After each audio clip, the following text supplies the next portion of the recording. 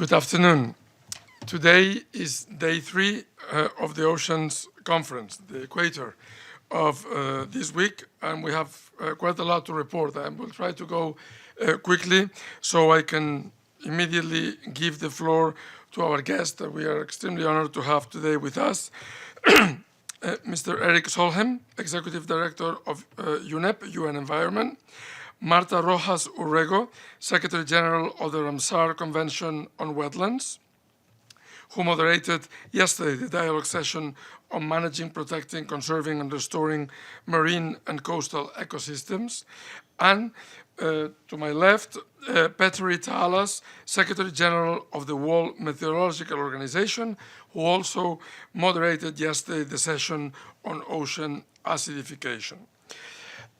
So from my side first, this morning, dialogue partnership number 4 was on making fisheries sustainable and was co-chaired by Canada and Senegal. This afternoon's dialogue will focus on increasing economic benefits to SIDS and LDCs and providing access for small-scale artisanal fishers to marine resources and markets, and will be co-chaired by Estonia and Grenada. Again, as I said yesterday, you can see that every dialogue is co-chaired by countries from very diverse realities and environments. I'm proud to say that we have already, as of approximately 30 minutes ago, almost 894 voluntary commitments. These commitments demonstrate how countries and communities are moving towards more responsible management of the oceans. Many countries announced that they will be taking steps to curb single-use plastic bags.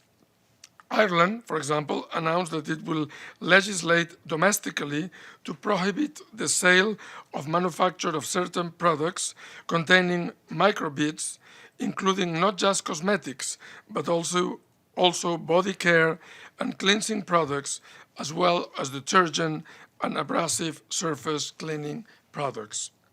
The Austrian government, in partnership with major supermarket retail chains and NGOs, has pledged to reduce the total yearly amount of used plastic carrier bags to 25 per head by the year 2019.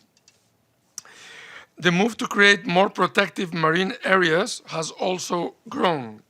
On Monday, the Convention on Biological Diversity announced that we would reach the goal of protecting 10% of marine resources. The Cook Islands announced that it is dedicating its entire exclusive economic zone, Marae Moana, an area of 1.9 million square kilometers, to protection, conservation, and integrated management. Sweden announced that it will designate 4 new marine protected areas and expand 2 existing ones to protect the harbor porpoise. Sweden doubled the area of MPAs from 6.7%. By the 30th of May, 13.6% of the Swedish territorial water and EEZ, exclusive economic zone, will be protected as MPAs. So, as you can see, plenty of good news that we will continue, and hopefully tomorrow and the day after, before the end of the conference. Tomorrow, and I want to finish with a short heads up on, it's going to be World Oceans Day, and there will be a program in the General Assembly featuring a hook up with the space station celebrities Richard Branson and oceanographer Sylvia Earle, and a video produced by James Cameron. Australian musician Cody Simpson will be appointed the first ever UNDP Ocean Advocate on World Ocean Day to help raise awareness of the important role the oceans play in the health of our planet and people. He will also be performing during the Ocean Day event tomorrow morning. Children from UNESCO World Heritage Marine Program call on world leaders to pledge to protect the ocean. They will unveil the pledge in the General Assembly Hall also tomorrow morning. From 1 to 1:30 in the Chinese Foyer UN, more than 30 children from the UNESCO Marine World Heritage Sites will accompany the Director General of UNESCO, heads of state and celebrities as they sign the Ocean Pledge on a traditional Polynesian tapa cloth at an official signing ceremony. A UNICEF partnership will launch a new comic book at Ocean Conference called Ani Sambim, takes on SDG 14, Life Below Water. The launch will take place tomorrow at the SDG Media Zone, today at the SDG Media Zone at 2:30, and you will be able to meet the artist Bernard Chang, who is a famous DC comic artist, Batman, Superman, etc. Just to remind everybody that the SDG Media Zone continues today. Some of our guests have participated in the UN Correspondence Room. And again, I invite all of you to attend because it's a way to really get some of the news in a much more friendly and informal way. Okay, so now is the turn to hear from the Executive Director of the UN Environment, Erik Solheim. He has a commitment, so I'm going to ask to speak him first, and also if he can take 2 or 3 questions before he will unfortunately have to leave the room. And then we will have the 2 moderators on yesterday's dialogue. Mr. Solheim, the floor is yours. Thank you so much. And since time is short, let me focus on one particular issue, which is the enormous plastic pollution in our oceans. It's a scourge, and it need to change. We cannot continue to dump plastic into the global oceans. If we continue at the present rate, the weight of plastic will be the same as the weight of fish by 2050. This is a huge issue in many dimensions. It's a huge economic issue for many developing states and also developed states who would really want to go to the beautiful beaches of the Caribbean if they are full of plastic. It's a huge animal welfare and ecosystem issue. We see whales eating the plastic, we see seabirds eating the plastic, we see turtles eating the plastic, and their stomachs are filled with plastic. They may die from it, and they may suffer from it, and it's a huge issue for the ecosystems.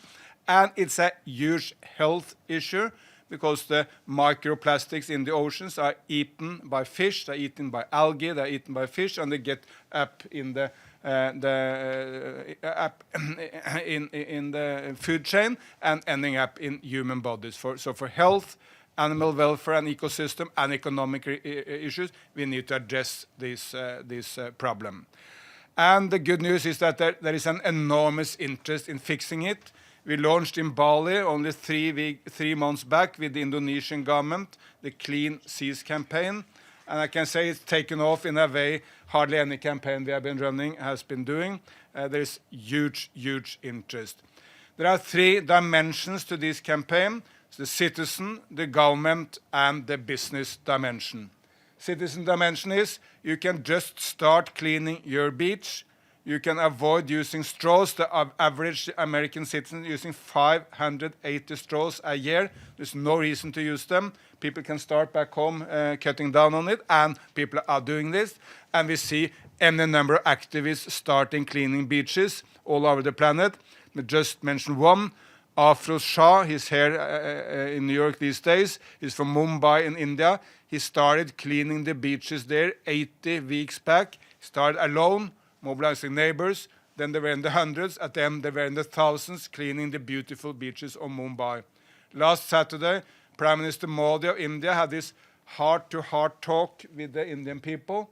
He highlighted the example of Afroz Shah to all of Indians, telling them this is exactly what we need: activists taking up important environment causes and starting acting. And he wanted to make the cleanup of India much broader than the beaches of Mumbai. And as you all know, the population of India is 1,300 million at the moment. Very soon, the most populated nation on the planet. So this is big. This is not a small sideline activity. This is right at the center of what we need to do with the environment. Secondly, governments are taking action. Indonesian government has promised to reduce plastic pollution in Indonesia by 70%. Kenyan government has just established or announced a ban on single-use plastic bags in Kenya. The Chinese government just came out saying that they will take action. And I can give you any number of examples. More than 20 governments have announced already action, but we expect this to raise very, very fast because there's any number of governments coming along. And adding to all this, we want to engage with the private sector. Volvo Ocean Race, which is an amazing race of sailors all over the planet, will make plastic protection a key part of their activity. Dell has put up, if you go outside the main entrance here, you will see the Dell tent, which is UN Environment and Dell together, where they have made a production where you can feel and see what it means to be a whale in the midst of ocean plastic pollution. Go and experience, and I think you will find it scaring but entertaining at the same time. Parley, an American-based organization, they are linking up with Adidas in making shirts for football teams. I mean, Real Madrid, Bayern Munich has played with this, made from plastic oceans, so to highlight how we can change. The end of the day, of course, we also want to work with the plastic industry. They need to change. They need to change into recyclable plastic, to degradable plastic, and we need alternative products made from sugar canes or bamboo or whatever it may be. All these can be done. This is, in a way, one of the easier tasks to take upon, and I'm confident that we will resolve it, but we need a strong engagement from everyone, governments, citizens, and business. Thank you very much for this introduction, and then we're going to take some questions for Mr. Solheim. Please. Thank you, Mr. Solheim. James Fan from Internews and China Dialogue. What action is the Chinese government taking on plastics pollution? And can you point to 2 or 3 of what you think are the most important commitments toward reducing marine plastic here at the conference? It's not at this point clear what China would do on this matter. I mean, historically, of course, China has been a nation more looking into its rivers and to its inland rather than to the oceans, with a few exceptions in Chinese history. So really taking on board the environment issues of oceans is fairly new in China. But we see China now moving so fast on every other environment issue. It's really remarkable. I think that this turnaround is unprecedented in world history. They just closed down the last coal-fired power plant in Beijing. They're moving to curb domestic pollution, and they're moving to take strong climate action. So I'm absolutely confident that China will do this. We believe that probably China at the moment is the biggest polluter of plastic to global oceans. Because of the enormous population and the affluent population who use a lot of plastic, and it gets into the Yangtze and the other rivers and get into the sea. So it's adamant that China take action, and we will be with them in doing that. What can be done? I mean, the most important to stop the pollution at source. 80% of the plastic in the oceans is coming from land, not from shipping and fishing or an activity at sea. And we need to stop it at source. And that is about making recyclable plastic systems, making degradable plastic, and it's about simply cutting down on the use and move to other alternatives. All this can be done. If you look to how fast business have been able to change, I mean, look to what's happening now in solar energy. 2 or 3 years back only, no one thought solar could compete with coal. What we're seeing now is a huge turnaround on business everywhere in the world. When the President of the United States announced his climate policy the other day, every big company in the United States, Apple, Microsoft, Google, big investors, BlackRock, Goldman Sachs, all of them said, well, we disagree with this policy, but much more importantly, they said, we will move ahead into the renewable energy economy, whatever happens in the White House. And that's, of course, the enormous innovative power of business, which need to be mobilized for the plastic cleanup also. Please. Yes. Thank you. Thank you very much for this presentation. My name is Abadi. I am from the paper Le Dossier. You concentrated on plastic, and I would like to concentrate my question on plastic bottles, soda plastic bottles. How realistic do you expect industry to transform the system of plastic bottles into glass bottles, or, as you put it, degradable plastic? Isn't degradable plastic can be eaten also by fish and lead to the same problems in human health?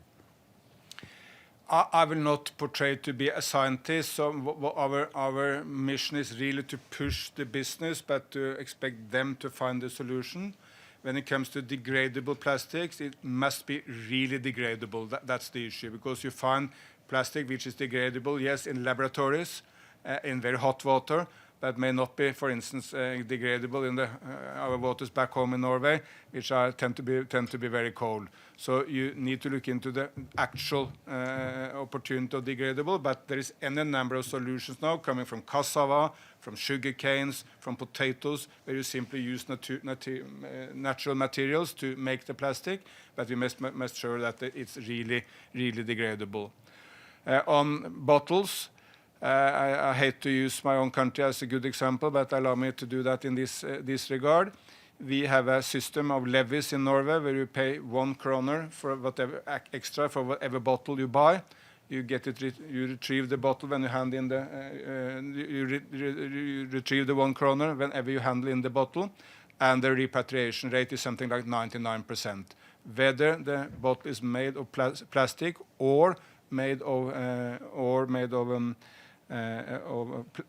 glass, or is a can made of aluminium, they're all retrieved, because the 1 kroner is enough for people to get into the habit of handing it in. So it can be done. We have the time for two questions, one and one. Sure, thanks a lot. Matthew Lee, Inner City Press. I wanted to ask you, as head of UNEP, that one of the big topics, and you just mentioned it as well, is marine protected areas. People are talking about this 10% goal. But issues have raised, it turns out, I hadn't realized it, but there are some marine protected areas where, in fact, gas and oil can still be extracted.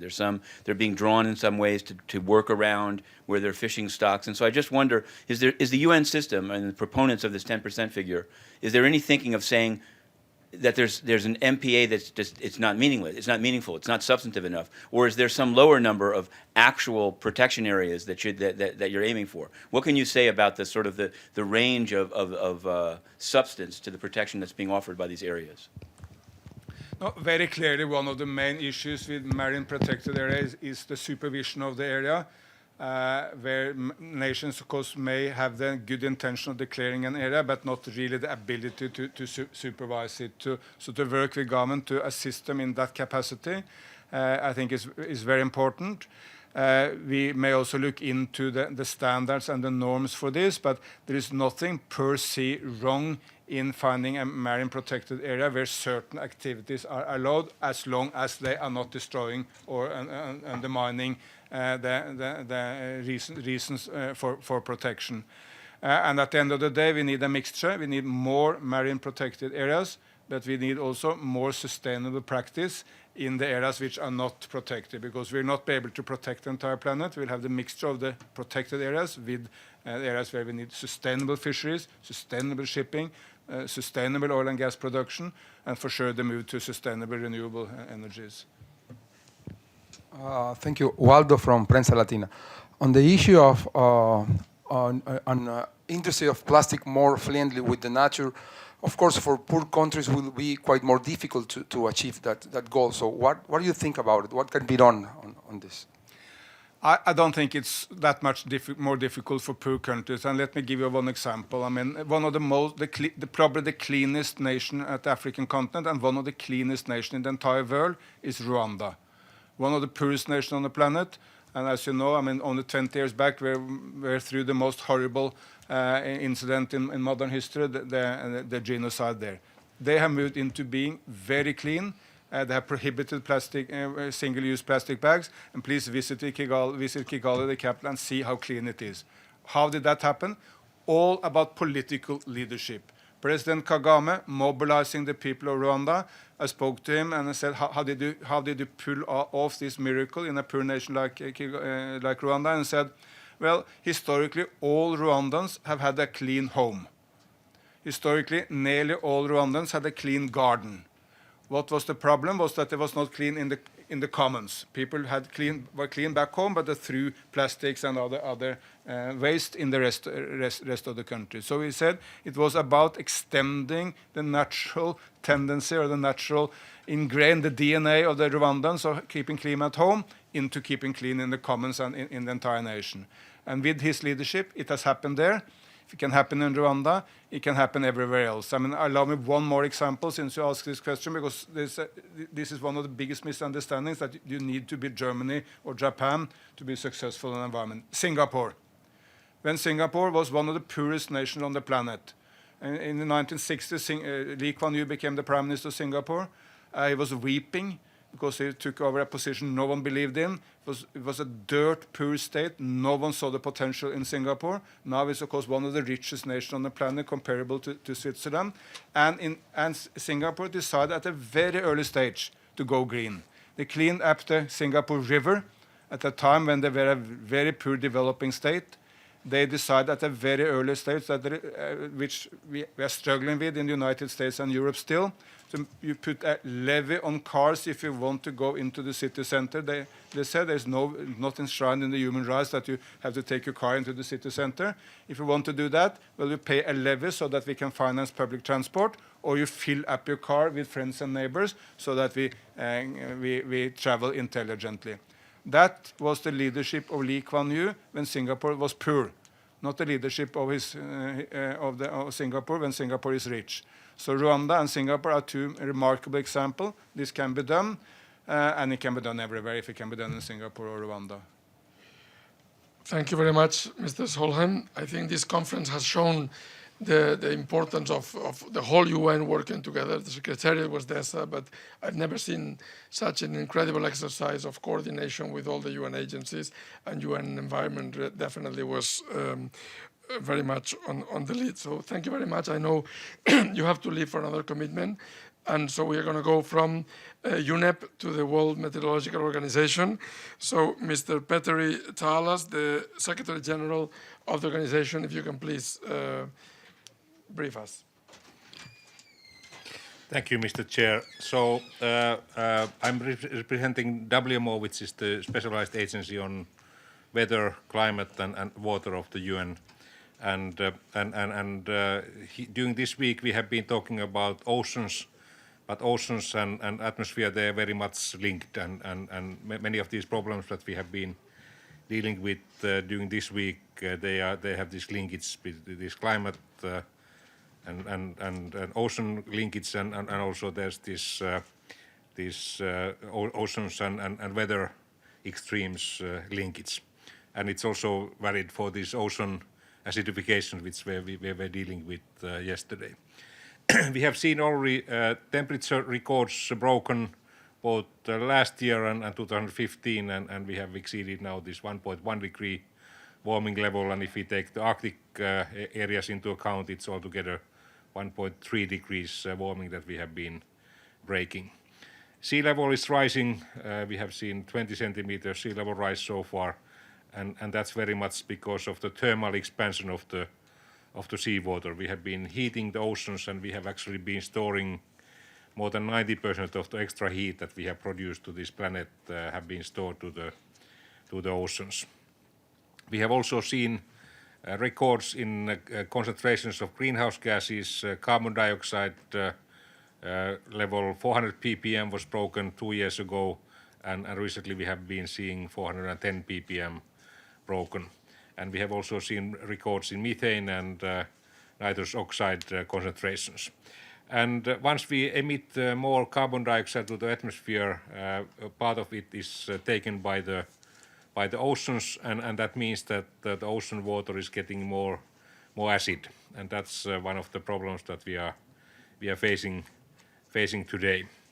And we have also oceans are also contributing to the hydrological cycle.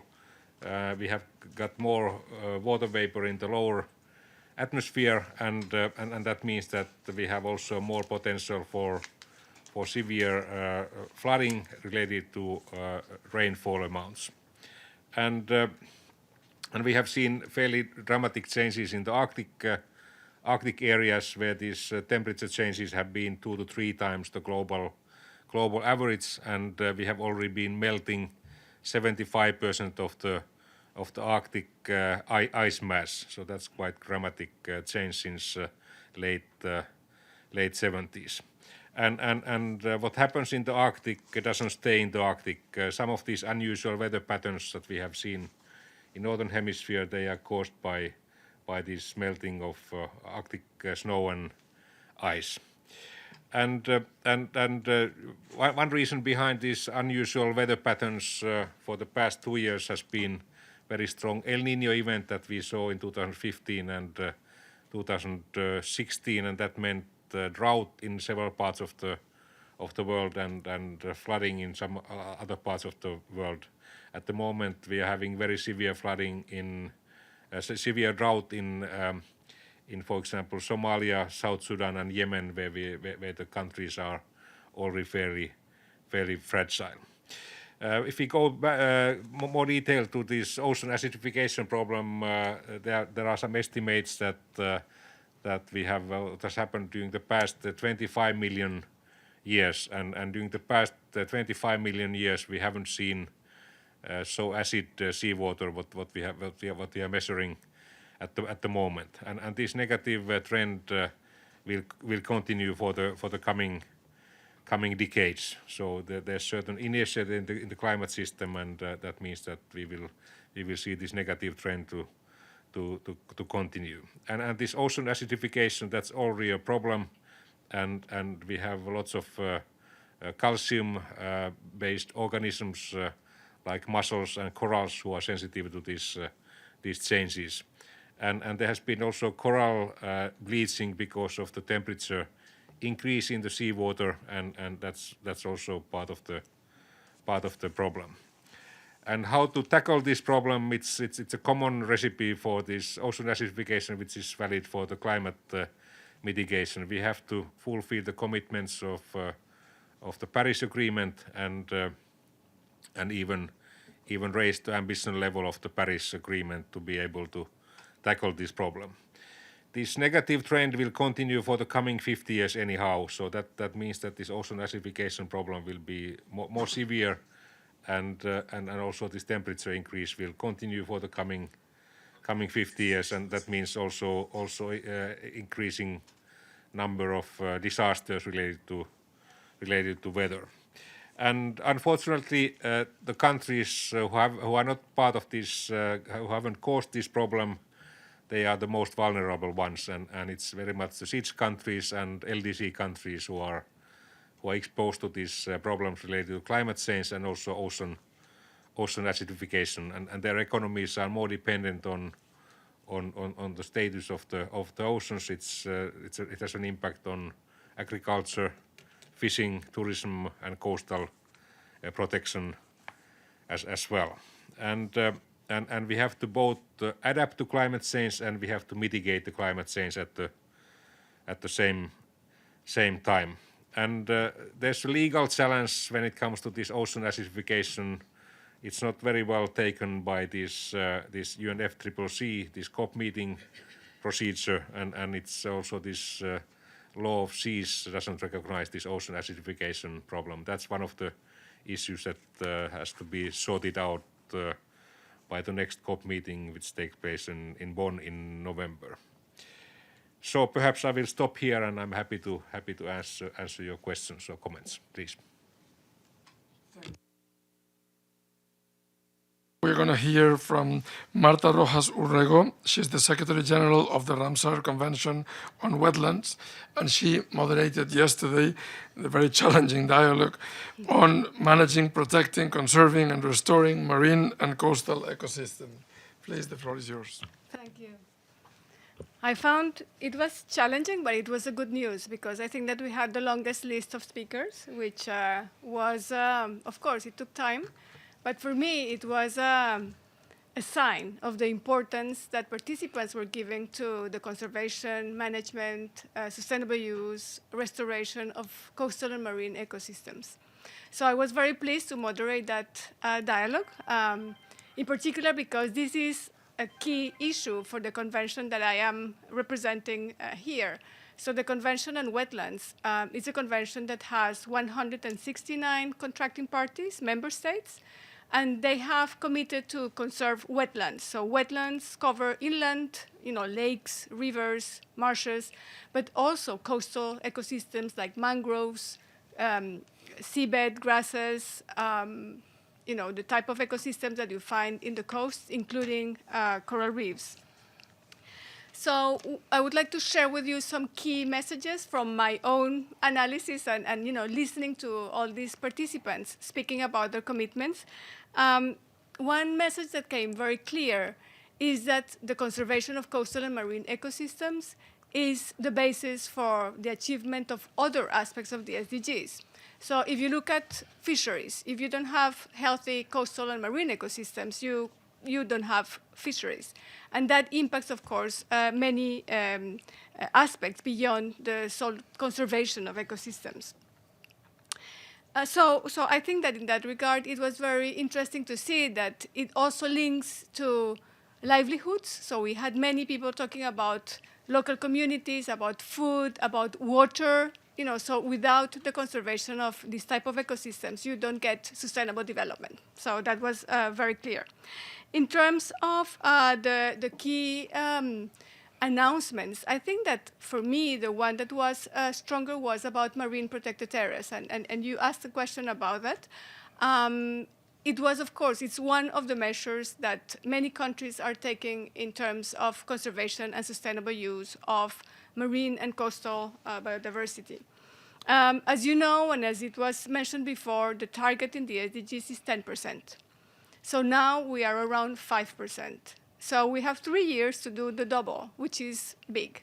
So I think that hearing these commitments was very strong because if there is not, work at another scale, we are not going to reach the target. And what I heard was that it was especially the small island development states which were making the biggest commitments in this regard. I noted also that they were calling themselves not small island development states, but large ocean countries. So these are countries that have very small land, but then huge extensions of sea. And in that regard, I wanted to highlight some of the commitments that were made. It was also clear that protected areas are not everywhere. There are still many gaps in regions like Africa, Latin America, Caribbean, Southeast Asia, and in the small island developing states. The main announcements that I heard were from the president of Palau. He was one of the chairs of the dialogue. And he announced that 80% of the waters of Palau, that's 190 square miles of ocean, they are managing as a marine sanctuary with the remaining 20% available for domestic fishing. So this, for a small island development state, is huge. Cook Islands said that upon the return of the Prime Minister, he was going to enact legislation that would establish 16% of the exclusive economic zone as a marine protected area comprising 324,000 square kilometers in which no industrial activity would be permitted. So this is a huge effort from these countries. Then we also had very strong commitments from other developed states. And in particular, Sweden said that they had already gone beyond the 10% target and that they had 13.6% coverage of the marine protected areas. So I think that this issue about protection of specific areas was a very important announcement. But there were other commitments that regarded the need to manage resources beyond marine protected areas. So for example, Canada said that their aim is to protect 5% of the whole marine and coastal area by the end of 2017. So Canada is a big country, so it's a big effort that they are proposing. France announced commitments to protect 55% of the mangroves by 2021. I have to say that mangroves is one of the ecosystems that is most endangered. We are losing mangroves at a very fast rate. So this type of effort would be significant, not only for conservation, but also for the other type of services that these ecosystems provide. And here, before mentioning other commitments, I would like to emphasize that this link between conservation and sustainable development is very strong, because if we don't conserve these ecosystems, as I said at the beginning, then all the benefits are not going to be realized. And one important benefit that was also mentioned, and it relates with this effort regarding mangroves, is that coastal and marine ecosystems store more carbon than forests. So there is a huge opportunity to conserve these ecosystems and get not only the benefits of conservation, livelihoods, but also in terms of the efforts that the countries are making in terms of reducing emissions. This counts. So conserving wetlands is good for climate change as well. Let me just tell you a couple of two additional commitments. There was also a commitment towards specific species. And Brazil mentioned that they were sponsoring the creation of a whale sanctuary in the South Atlantic, which is home of 51 known species of cetaceans. And this is being done in the context of the International Whaling Commission, and including Argentina, Gabon, South Africa, and Uruguay. I mean, if we talk about oceans and biodiversity, this is a major effort. There were also other commitments which were not specifically on conservation, but that have an impact. And in particular, the Seychelles announced a ban on import of plastic bags and other plastic things that normally end up in the sea. And finally, there was, of course, this question about financing. So all these countries are making efforts, but then how is this going to be funded? And we heard some very interesting proposals, perhaps not enough yet, so that's an area where we need to see more efforts. But there were suggestions about looking at more innovative financial mechanisms that could be linked to climate change, for example, with the Green Climate Fund, but also some specific proposals, such as Brazil, which announced the establishment of a blue fund where they expect to leverage important funds to support all these efforts. And then also looking at other type of partners, like the private sector. And Togo in particular spoke about the High Council of the Sea, which is a partnership between public and private and civil society bodies, again, to get together to strengthen regulations and engage the private sector in supporting these efforts. And finally, Grenada spoke also about partnership with the private sector to also support the work that they're doing on the seas. So this is a very small list, but I just wanted to give you some highlights in terms of the type of commitments that we are hearing here, which we expect are going to really turn the tide. I have also some comments regarding your question on the protected areas, but I would like, in terms of whether there are mechanisms to follow up what the countries do, because some conventions do have that. But before, perhaps I will just turn back to you so that we can hear if there are other questions. Thank you. Thank you, Marta. I can see you have already opened the moment for questions, so it's it's perfect. So please, I think we have two excellent panelists today, and that we're moderating two key dialogues. So please, the floor is yours. Please. Thank you again. All these issues you have talked about and raised, conservation, heating of the temperature, etc., have been discussed in the Law of the Sea Conference for many years, where I participated for 20 years.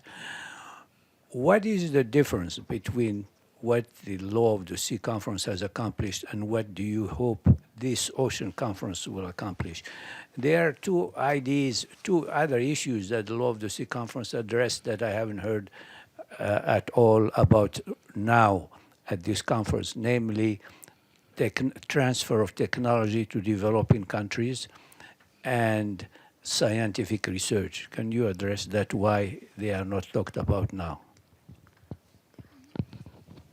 So if I could start, so as I said in my intervention, we should have this ocean component embedded in the UNFCCC process and especially these COP meetings, and that's one of the outcomes that I expect from this meeting. And in the side events where I have participated, we have been talking very much about scientific research and for example, we don't know too well what this ocean acidification is going to cause, and together with the warming of the ocean. So that's one of the key issues for the future.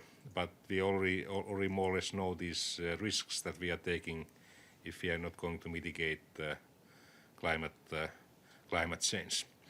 As WMO, we are very much interested in transferring the know-how from developed countries to developing countries. And for example, we are actively building early warning and climate services to developing countries with the assistance of developed countries. And we have development partners like World Bank, European Commission, which are supporting this transfer. And as WMO, we are working like a family, so we are carrying common responsibility, and for example, the welfare of the global observing systems, both on the land areas and in the oceans, it's a common interest, and by having a proper observing system, one could provide better services, better weather services for developing countries and developed countries. So we have a common global interest here. Yes. Thank you. If I may, I'm going to expand from the law of the sea and see, why, because protected areas, I happen to be director of protected areas of Colombia many years ago. So countries have been working on protection for a long time, including under the law of the sea. For me, what has changed is the Sustainable Development Agenda. For many years since Rio, and I was involved in the negotiations of Rio many years ago as well, environment was a side issue. Even if we call it, it's integrated, it was not. I really think that the Sustainable Development Goals provide a very different type of approach. Now, it will not happen just like that. But I think that for the first time, conservation and protection of ecosystems is in the mainstream of development. And that makes a very big change. So now when you go to this type of if you look at what is happening at the national level, the countries are thinking about SDGs, how can they integrate, and that for me makes a big change. The second big change, in my view, is the Paris Agreement and the discussions on climate change.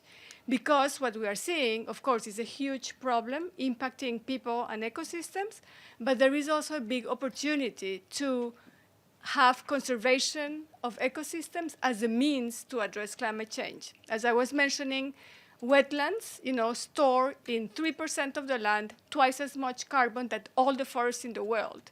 So if we can, include this agenda within where people are really putting more efforts, I think that we have more incentives in terms of conservation.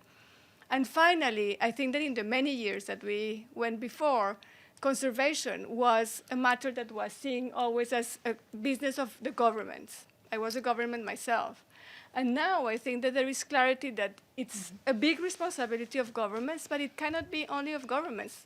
So it's how to engage a broader partnership, how to engage at all levels, at local, international, other sectors, business, tourism. So I think that this conference is, for me, an example of that, is how can we all get together to get to the ambition that is needed in a way that has to really be at scale. For me, the measure of success is whether we turn from business as usual to something that is really transformative. Thank you very much. Do you want to finish that question before we go to the last one? Because she mentioned it before. So on your question on of course, one thing is to create protected areas. And I mentioned that the current state of affairs is that for marine and protected areas, around 5% is protected. Of that, 3.5, there is discussion, is managed. So there is a big gap in terms of areas that are created and are not managed. So what can be done about it? Well, as I mentioned, if we integrate it into the Sustainable Development Agenda, I think that we have better chances. But there are some conventions and treaties that have mechanisms to look at where, the areas that have been designated are not managed. And in particular, the World Heritage Convention, which designates areas of international importance. There is a mechanism of putting, the area under a list of endangered areas that sometimes, many times, helps in terms of getting more support. In the convention that I'm now working on, the Ramsar Convention on Wetlands, these areas that are designated under the convention are designated as wetlands of international importance by the states, by the member states which are parties of the convention. So when there are problems that could lead to change of ecological character, there is a process, embedded in the convention that is, first of all, to go and see. So the Secretariat organizes advisory missions where we go to the place, engage with different stakeholders, and try to support these areas.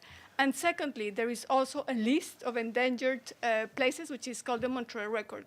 So these are mechanisms that are in the legal treaties. But again, I think that what will make things work is not only having this type of legal measures, but how can we ensure that the management of these areas contributes to broader policy objectives, that they are real places where local communities can benefit, where we can have tourism, where we can have, I think that it's really connecting conservation with development, sustainable development, that we will have a better chance to conserve them in the long term. Thank you. We have to take a last question.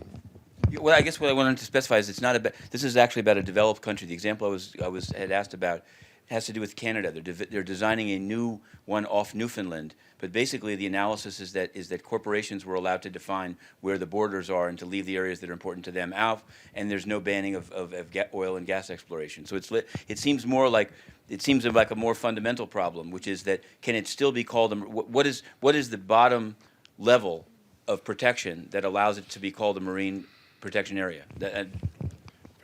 Very quickly, there are systems like the IUCN system of categories, so it has criteria on different types, so that can be helpful, like in looking at this type of cases.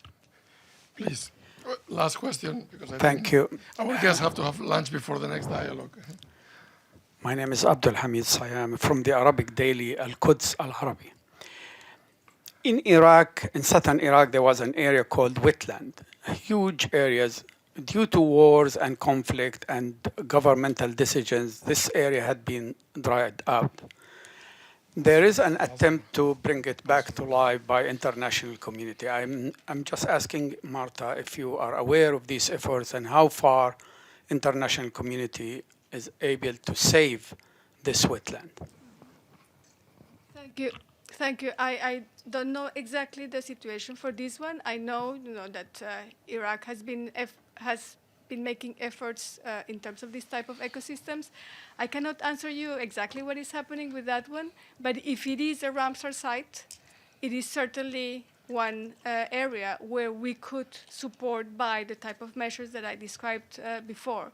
I have to say that wetlands in arid and dry countries is where, their loss is really having a lot of impact in terms of the people who live in these places. So I would be happy, afterwards to discuss with you, and I can follow up to see what action we are taking.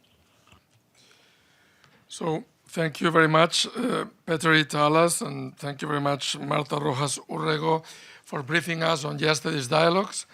I think that's all for now. Thank you for being here, and happy Oceans Day tomorrow, and we'll see you tomorrow at 12:30 in this same room. Thank you very much.